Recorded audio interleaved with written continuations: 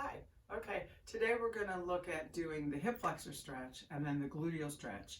Both of these muscles work against each other or in coordination with each other, so you really have to stretch both to get the result that you want. So I'm going to show you first, we're going to look at the gluteal stretch. I'll show you how to do, and I've got a chart right up here. So we're looking right at this green box. The gluteal muscle is a big muscle, and it will extend and externally rotate your leg in that hip. So it's a big, powerful muscle, and there's good ways to show you how to stretch. So I'm going to do that first.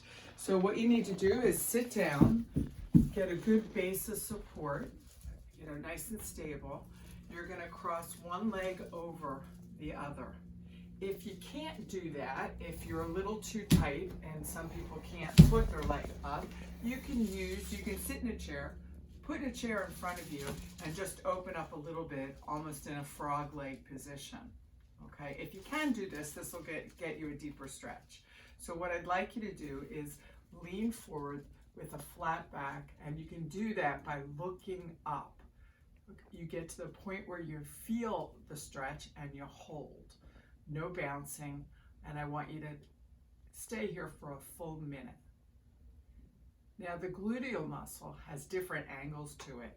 So in addition to coming forward with your shoulders square on straight, you can also turn towards your foot, and that'll give you a slightly different stretch. Again, no bouncing, just do a nice static stretch for about a minute.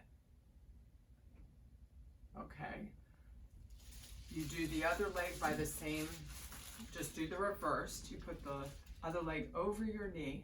Again, if you can't get that far, you're going to go into a frog leg position. You'll go forward till you feel the stretch, and you should be feeling the stretch right back here. Hold, no bouncing. And again, if you want to get a little different part of the gluteal, you can turn your shoulders square like this against or towards the other knee. Okay, so that's a good gluteal stretch. Now that muscle, the antagonist of that muscle, is the hip flexor in the front, and a lot of people have a lot of tightness there. So what you can do is use a chair in your home, and first let me show you on the chart what that looks like. The hip flexor stretch is up here in the yellow, or the hip flexor muscle is up here in the yellow box. It starts in the low back, goes through the groin, and inserts on the inner upper thigh. And it's really the power horse of flexing your leg or bringing your knee up towards your chest. Okay, so you can take a chair in your house, you're going to sit half on, half off with your body, okay? So you're going to sit up, and you're going to stick the knee back behind the plane of your torso, behind the hip, okay? I don't need you to sit all the way forward. I don't need you to arch all the way back. Just kind of keep yourself in the neutral position and stable, okay? And you should be feeling the stretch right in here, okay?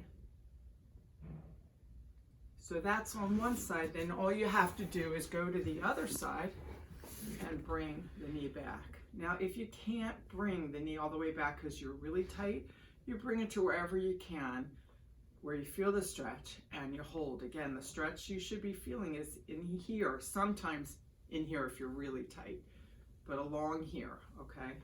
And you stick it back, and again, you just hold.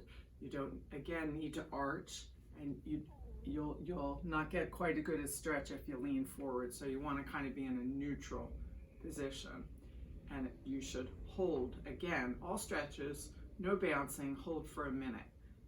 I would do these at least 3 to 4 times a day.